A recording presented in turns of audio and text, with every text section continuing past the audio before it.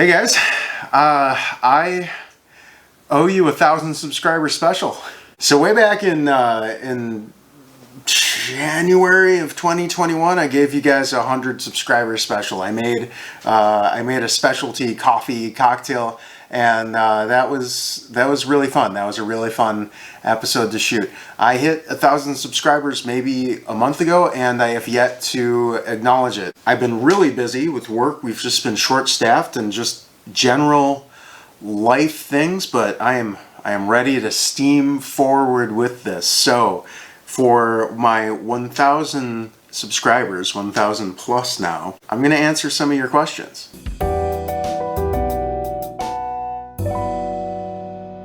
So before we get too far into the questions, I do have an announcement to make for the channel.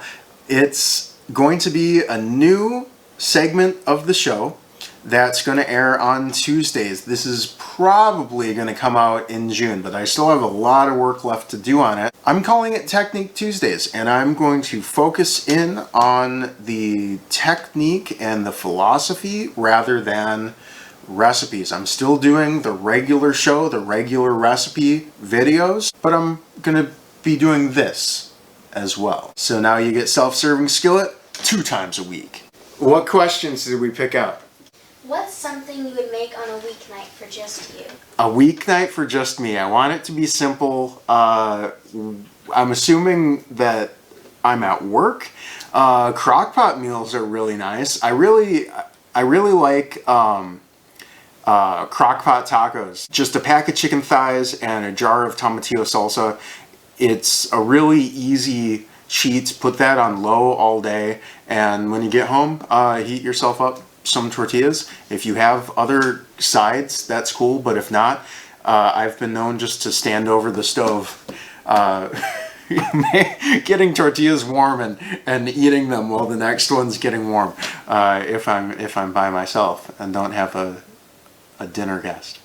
Had to get my tequila. It is Cinco de Mayo when I'm filming this, so you can't have Cinco without a little tequila.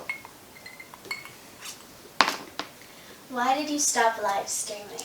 Oh, why did I stop live streaming? So the live stream that I did was the beginning of Cocktails with Curtis, and I didn't even mean for it to be a cocktail show. It was the beginning of the pandemic, and my channel was very new, and I was trying to target people that were living by themselves, or maybe they had a roommate, but their roommate did their own thing and they were cooking for themselves. And I thought, hey, this must be an exceptionally lonely time to be in my target audience. So it started out as, hey, come have dinner with me. Let's have dinner together and just talk about some culinary adventures. And I think on the 3rd live stream, I made a whiskey sour on the air, and I sort of explained the difference between making a whiskey sour and turning it into a Johnny Collins by just adding seltzer water. And that idea really took off, and it was pretty great. So I went with the live stream for a while for the Cocktails with Curtis segment. And it was really focused. Like, I did a lot of work, a lot of prep went into it. I had a lot to talk about. They were all 45 minutes to an hour. I think the longest one was an hour and a half, and I was talking about the cocktail the entire time. It was a lot of work, and there ended up being one that didn't work. And I spent quite a bit of money on it, and it was all about the different kinds of sparkling wine. Somehow my internet connection wasn't that great, and I recorded maybe a fractured minute of that entire live stream, and I had put a lot of work into it, and I eventually produced the same content in the format that I'm doing now, with the bottles that had been opened like a day. But that was sort of the death of the live stream.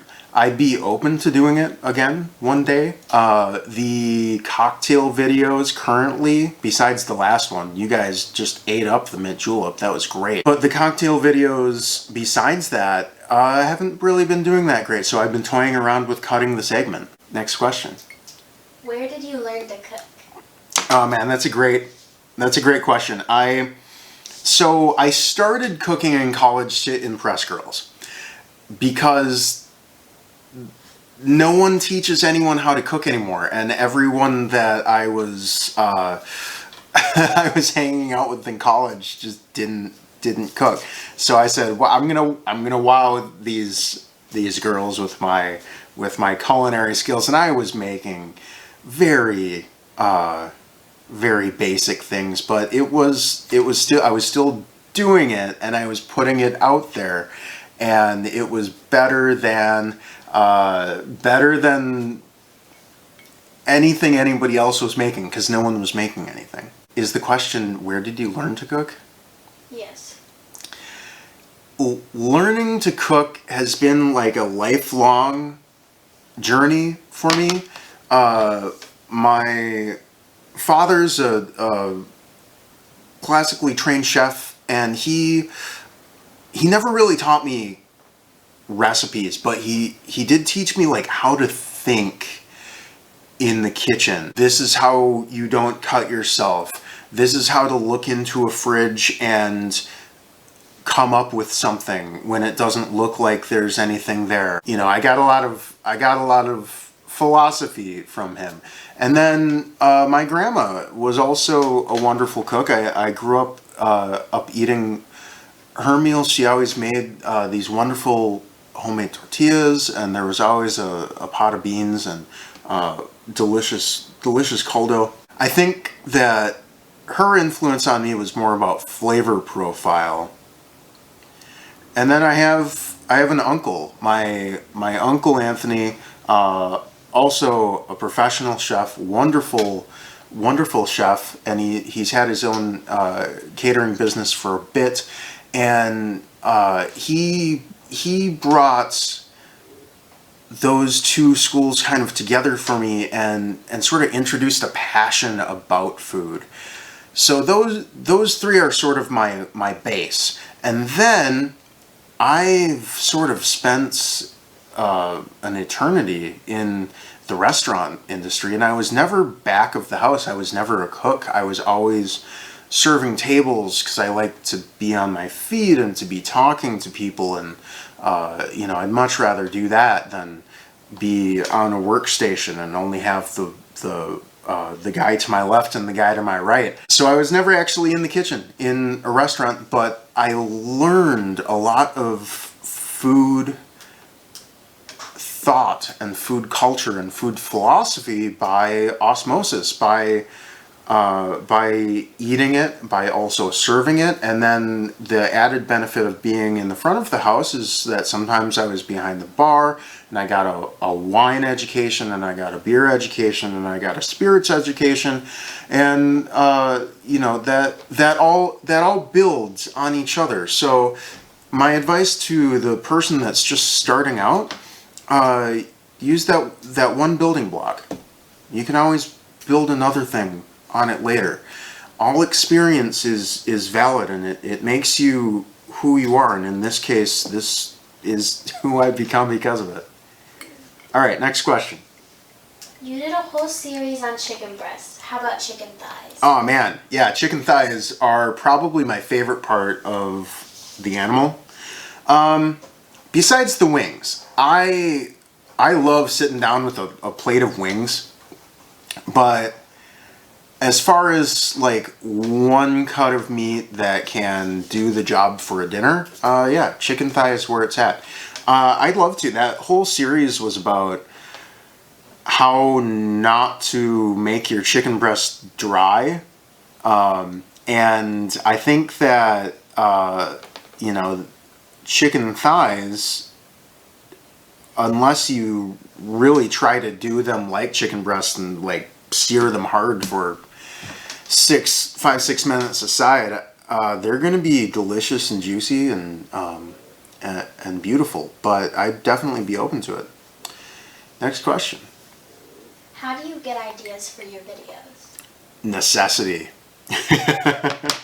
Yeah, necessity is the mother of invention, and sometimes I have an idea and I'll work on it for a while and then I'll present you the finished product.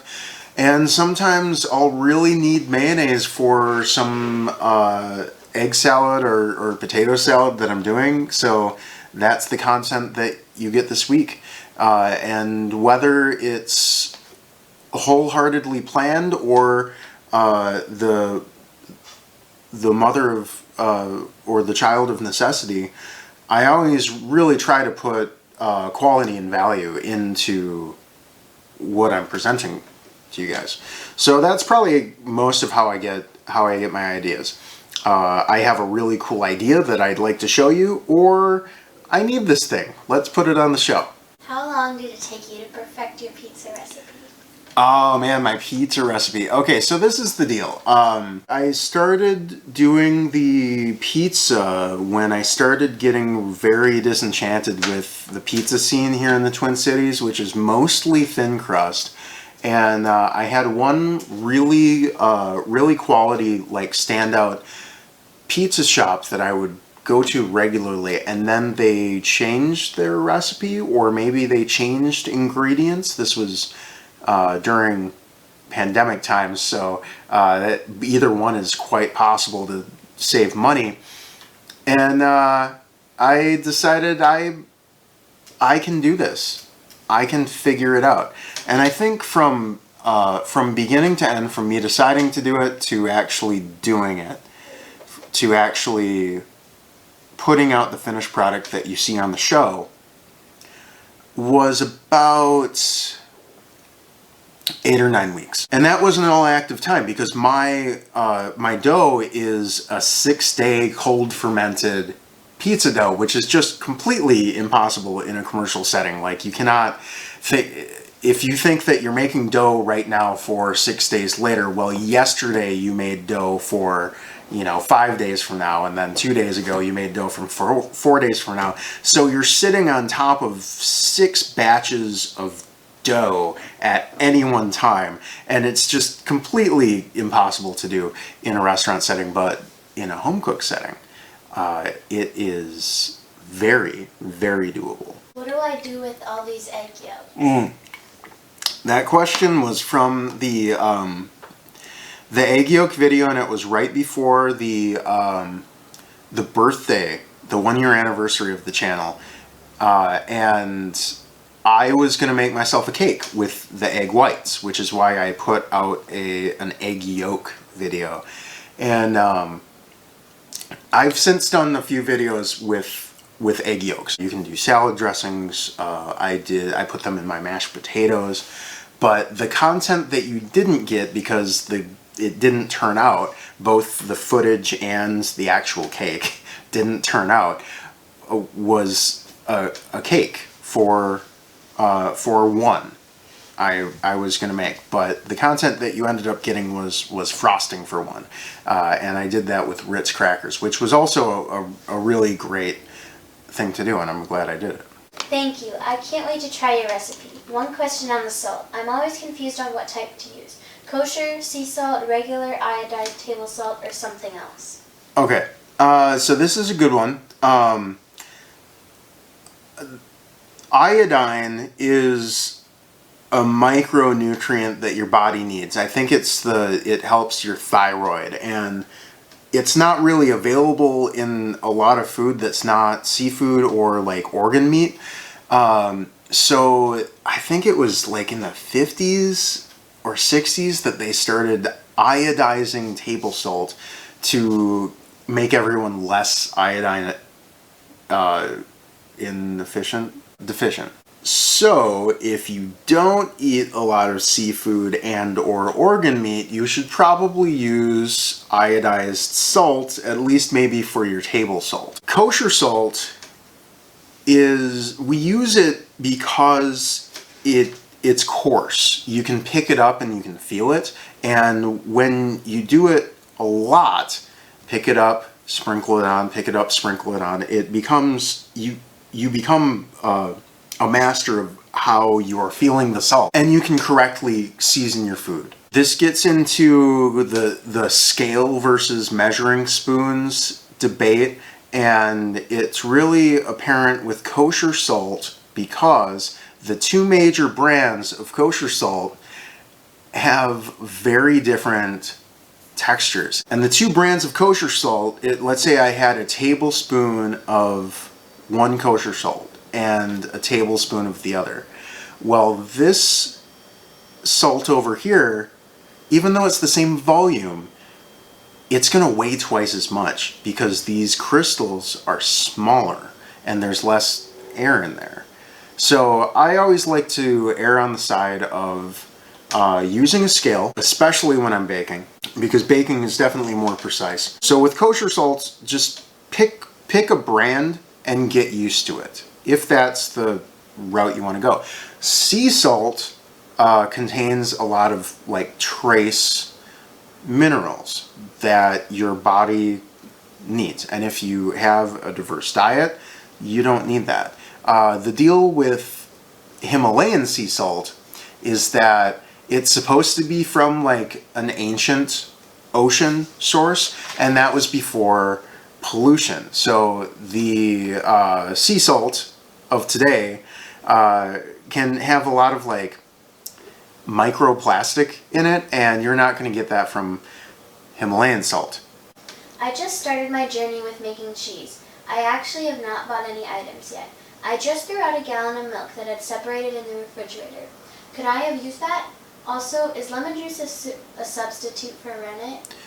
Okay, so I did get a lot of questions on that farmer's cheese video about can I use milk after it's already separated, and the answer is yes. The goal of the heat plus the acid is to separate the milk. So your job's done. Now you should still go through the process because that will make your product uniform, kill off bacteria, things like that. You're going to get more out of it. You may, if you like the taste, that sort of funky turnt milk taste, which I know some people do, you may choose not to add any more acid. I would though. Lemon juice is not a substitute for rennet. Rennet is a product that's, I guess you can get plant-based rennet, but it is a product from like the intestines of animals that helps the cheese to form. I'm not 100% sure what it actually is, but if you want to age a cheese at all, you need to make it with rennet. It will solidify more than that farmer's cheese. That farmer's cheese is only good for like a week. Also, a lot of people were saying vinegar works just fine. Yes, any acid. You just need to introduce acid into the milk. The reason that the milk separates when it gets older is all of that bacteria that's already present in there, that's present on grass that cows eat and then ends up in your milk anyway. They excrete acid, and when the acid level gets to a certain concentration, you get separation. And that's all there is to it. Is it just me, or is he smashed by the end? Absolutely. So I think that was on the vinegar video, and I was trying to make white wine vinegar out of Trebbiano wine made with Trebbiano grapes, because that's one of the things that balsamic vinegar is made out of. So yeah, I had been drinking the wine. I had a lot of fun making that video. That video was my 4th video, and it was my most popular video until the cheese video that we were just talking about. So go check that out. See how far the show has come. Desert island scenario. You get a fruit, vegetable, animal, and a starch. Oh man. Okay, I love this. These kind of scenarios. All right, a fruit, a vegetable, an animal, and a starch. All right, my animal has to be duck because I love duck breast. I love duck hindquarter. I love duck eggs. And this question ultimately comes down to like, are you an egg person or a milk person? I'm an egg person. My starch. I really love short grain brown rice. I think it just has a wonderful chew to it.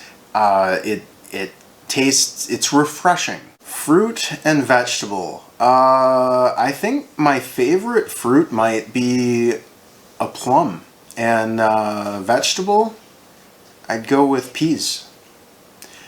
I think there's probably a lot that you can make with duck, rice, plum, and peas. Is that it? Did we get through all the questions? Last one.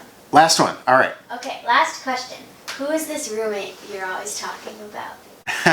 All right. This roommate that I'm always talking about is my 11-year-old daughter. And YouTube has certain rules about advertising to children, and one of the conditions for advertising to children is having children present in the videos. So rather than learn and be compliant to a whole different set of rules, I'm just choosing not to deal with it. Do you have any other questions, like personally? If you have any other questions, like personally, leave them in the comments section below. If this was fun for you, leave me a like, and I will get to any questions that you leave in the comments below on my next Q&A video.